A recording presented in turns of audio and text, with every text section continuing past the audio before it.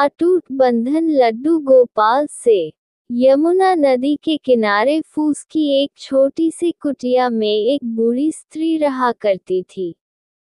वह बूढ़ी स्त्री अत्यंत अभावग्रस्त जीवन व्यतीत किया करती थी। जीवन यापन करने योग्य कुछ अति आवश्यक वस्तुएं, एक पुरानी सी चारपाई, कुछ पुराने बर्तन, बस यही उस स्त्री की संपत्ति थी। उस कुटिया में इन वस्तुओं के अतिरिक्त उस स्त्री की एक सबसे अनमोल धरोहर भी थी। वह थी श्री कृष्ण के बाल रूप का सुंदर सा विग्रह। घुटनों के बल बैठे, दोनों हाथों में लड्डू लिए, जिनमें से एक सहज ही दृश्यमान उत्पन्न होता था, मानो कह रहे हों कि योग्य पात्र हुए तो दूसरा भी दे दूंगा, तेरे लिए ही कब से छुपाकर बैठा हूँ। उस वृद्धा ने बाल गोपाल के साथ स्नेह का एक ऐसा बंधन जोड़ा हुआ था जो अलौकिक था, एक अटूट बंधन, हृदय से हृदय को बांधने वाले। शरणदाता और शरणागत के बीच का अटूट बंधन। उस बंधन में ही उस वृद्धा स्त्री को परमानंद की प्राप्ति होती थी। वृद्धा की सेवा वात्सल्य रस से भरी हुई थी। वह बाल गोपाल को अपना ही पुत्र मानती थी। उसके लिए गोपाल जी का विग्रह न होकर साक्षात गोपाल है, जिसके साथ बैठकर वह बातें करती, लाड़ लड़ाती है, स्नान भोग का प्रबंध करती। वृद्धा की आजीविका के लिए कोई साधन नहीं था, होता भी क्या वह जाने, या फिर गोपाल। चारपाई के पास ही एक चौकी पर गोपाल के बैठने और सोने का प्रबंध कर रखा था। चौकी पर बढ़िया वस्त्र बिछाकर बाल गोपाल का सुंदर श्रृंगार करती। वृद्धा कुटिया का द्वार अधिकांशतः बंद ही रखती।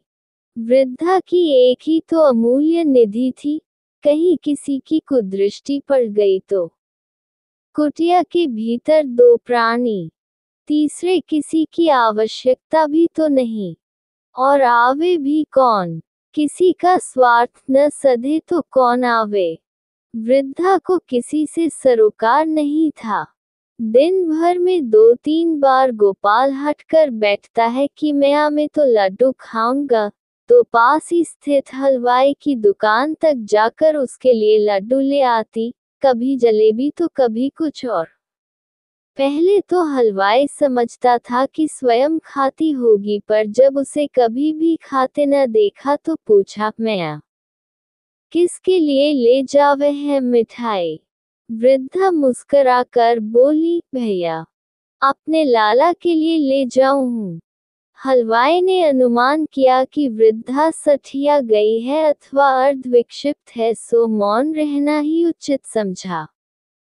वैसे भी उसे क्या, मैं दाम तो दे ही जाती है, अब भले ही वो मिठाई का कुछ भी करे। वृद्धा मैं एक हाथ से लठिया ठकाती मिठाई को अपने जीर्ण शीर्ण आंचल से ढक कर लाती कि कहीं किसी की नजर न लग जावे।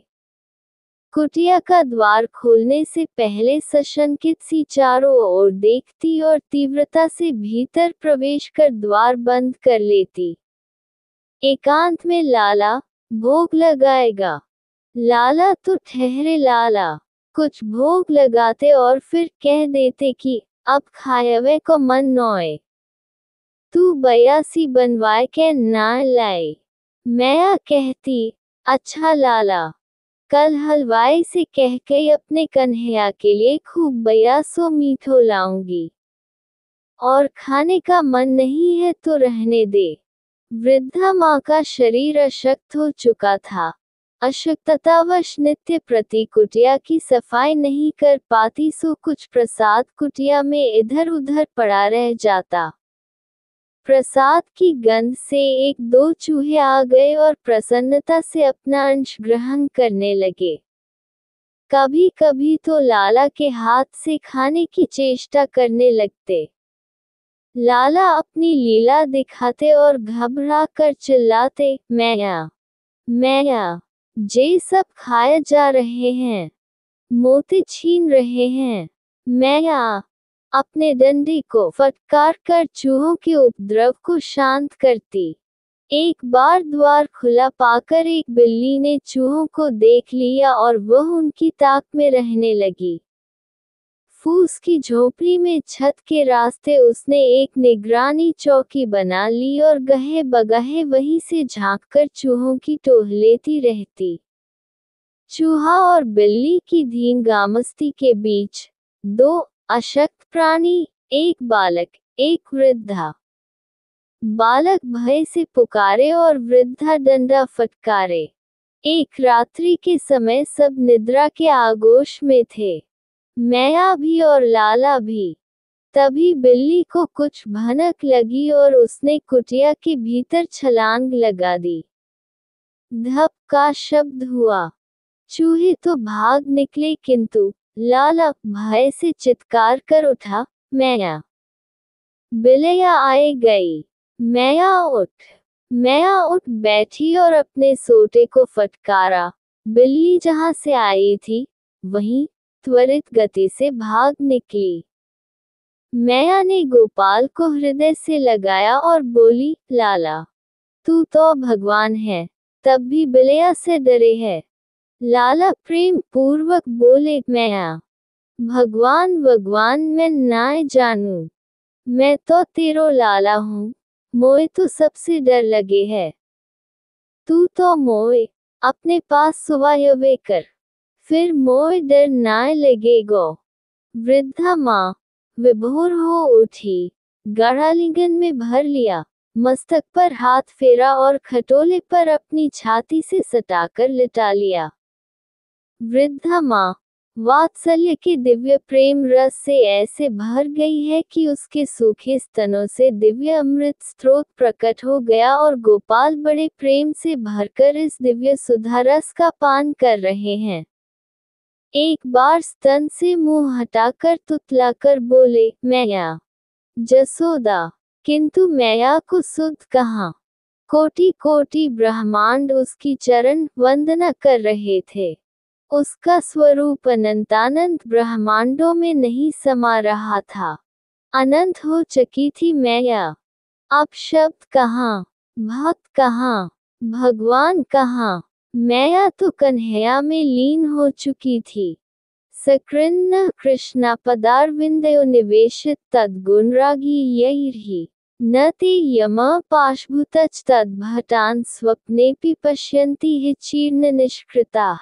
भावार्थ, जो मनुष्य केवल एक बार श्री कृष्ण के गुणों में प्रेम करने वाले अपने चित्त को श्री कृष्ण के चरण कमलों में लगा देते हैं, वे पापों से छूट जाते हैं।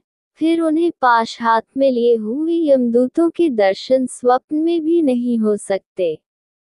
अविस्मृते कृष्ण पदारविंदयोः क्षिणोत्य भद्रणी शम तनोति च।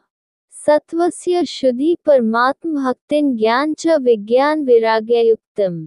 भावार्थ, श्री कृष्ण के चरण कमलों का स्मरण सदा बना रहे तो उसी से पापों का नाश, कल्याण की प्राप्ति, अंतःकरण की शुद्धि, परमात्मा की भक्ति और वैराग्ययुक्त ज्ञान विज्ञान की प्राप्ति अपने आप ही हो जाती है। जय जय श्री राधे। श्री कृष्ण शरणम मम।